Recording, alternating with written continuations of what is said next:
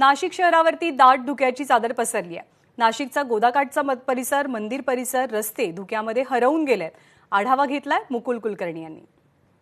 वातावरण बदलाचा परिणाम नाशिकमध्ये बघायला मिळतोय। एकीकडे बळीराजा संकटामध्ये आहे तर दुसरीकडे निसर्गाचा आविष्कार बघायला मिळतोय।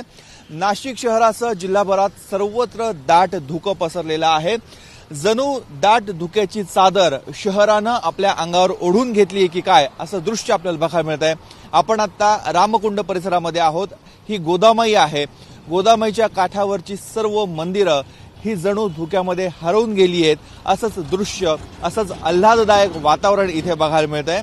गेल्या 3 ते 4 दिवसापासून नाशिक शहरात असंच धुकं बघायला मिळतंय। मात्र काल रात्रीपासून या धुक्यामध्ये प्रचंड अशी वाढ झालेली आहे। रात्रीच्या अंधारामध्ये पथदीप असतील किंवा वाहनांचे मोठमोठे हेडलाईट्स असतील ते देखील मिणमिणत्या मेणबत्तीच्या प्रकाशाप्रमाणे उजेड देत होते। आणि आज सकाळी तर 5 ते 10 फूट अंतरावरचं देखील स्पष्ट दिसत नाहीये असं वातावरण नाशिकमध्ये आहे। आणि म्हणूनच सकाळी जॉगिंग ट्रॅकवर येणारे नागरिक असतील, गोदाकाठावर धार्मिक पूजाविधीसाठी येणारे नागरिक असतील किंवा इतर फक्त धुकं बघण्यासाठी आलेले नाशिककर असतील, हे सर्वजण या आल्हाददायक वातावरणाचा आनंद घेत आहेत।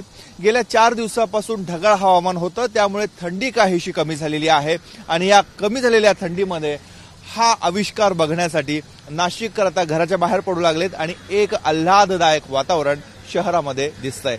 कॅमेरामन मयूर बारगजेसह मुकुल कुलकर्णी, एबीपी माझा, नाशिक।